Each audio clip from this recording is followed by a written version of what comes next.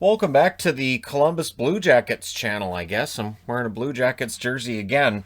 And quite the game for Columbus today. Keep in mind this is a team that's aware that Dubois is out, Laine's coming in, Roslovic's coming in, likely some excited players. And some smart moves with the lineup today as well. And I have to say hats off to the Blue Jackets for coming through with a pretty good game today. So it's funny because early on, it didn't look like this was going to be a good day for Columbus at all. Their inability to break up the rush leads to Hedman getting his first goal of the year from Stevens at 4:10. I cannot describe how iffy the back checking looked on that play, but it wasn't great. And so Tampa Bay scores. It's 1-0 for the Bolts. But the interesting thing is that whoever scores first in a game featuring Columbus this year loses. So if they score first, they lose. If their opponent score first, Columbus wins. And 17 seconds later, it's Foligno from Atkinson and Del Zotto. That's the 199th goal in the career of Nick Foligno. Not too shabby. So they bounce back right away and they get back in it. Stenlund and Gerby were debuting on the fourth line in today's game, and they were prominent. And then Cernak wiped himself out. It's one of those things where your skate starts going one way, the other skate starts going the other way, and you land awkwardly. And he kind of spun on his way down to the ice. And it looked very awkward, and it looked quite painful. But he stays in the game for the rest of that first period, but he left after that first period, and he did not return. Elvis denied point. The shots were 8-2 in favor of Tampa, 7 minutes and 40 seconds in. But things would start to turn. Grigorenko gets his first from Stenlund and Gerby at 10 minutes and 3 seconds, and it trickled through, and that was only the fourth shot on Vasilevsky. So Vasi allowing 2 goals on 4 shots, definitely playing a role in Columbus being up 2-1. McDonough then had a chance, went off the shoulder of Elvis Merzlikins. Texier playing with a chip on his shoulder this whole game. This might have been the best game I've seen Alexander Texier play. And honestly, the kid's got a very bright future. Gavrikov then scores from Foudy and Nash at 19:01, so that's Riley Nash's first point, Foudy's second assist of the year, and Gavrikov's first point as well. So we got all these guys getting those zeros out of the way. So it's 3-1 at that stage. Tampa Bay then gets a power play as Gerby goes to the box, a little overzealous in the play, and Tampa Bay scores on the power play. It's Palat from point and Hedman at 19:46. It was 3-2 after the first period. And I'm watching this and thinking, okay, so this is going to be a high-scoring game. This is going to be a really high-scoring game.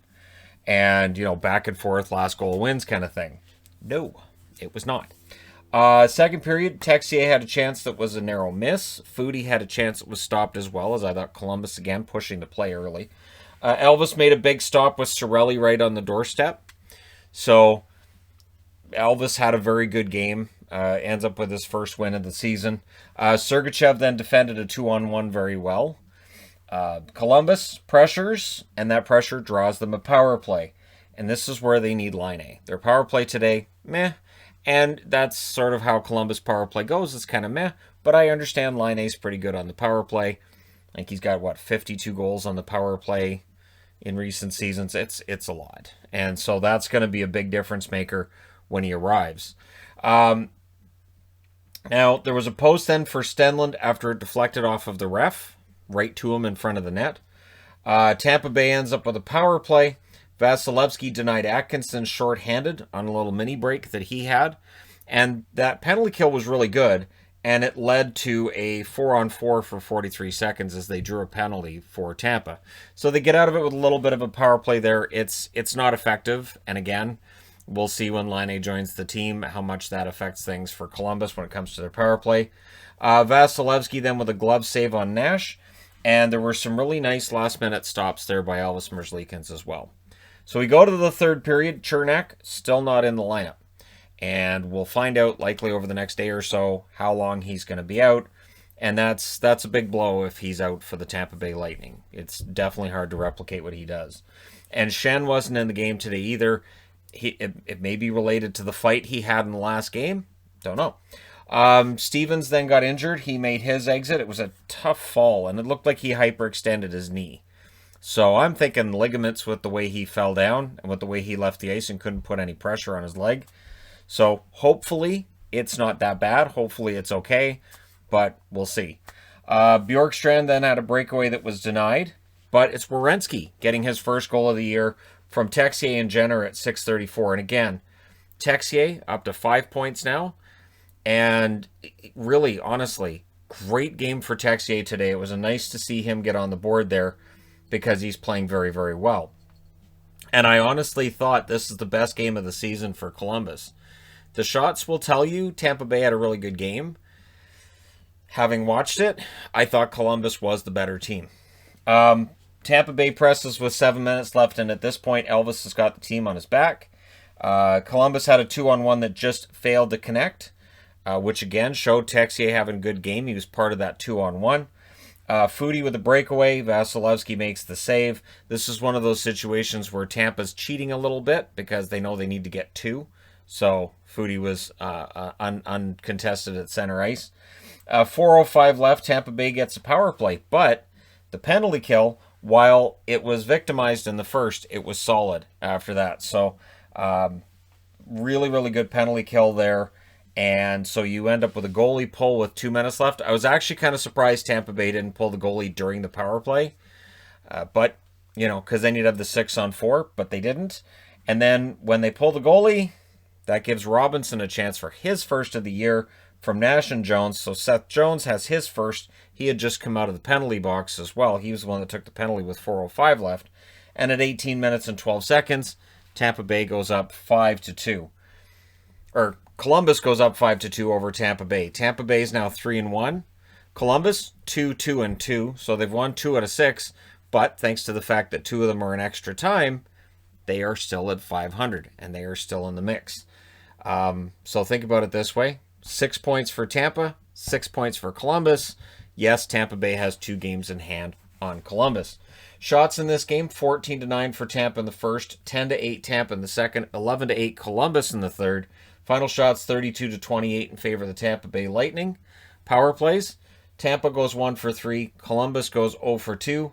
Vasilevsky saves 23 out of 27. I thought he was okay. And again, with Vasilevsky, if he's not at Vezina level, Tampa Bay should be over to overcome that. The one thing that's interesting is that Stamkos isn't really generating very many shots right now. They mentioned I don't think he had any in the last game, and it took quite a while for him to get a shot in this game as well. Merzlikins saved 30 out of 32. So there were shots being generated by Tampa, but there's some questions there, and that's another team gone out of the realm of undefeateds. So, good win for Columbus, and, the good news is that Laine's on the way. Roslovic is already in the process of getting ready to join the team. He started that process, I believe he started it yesterday.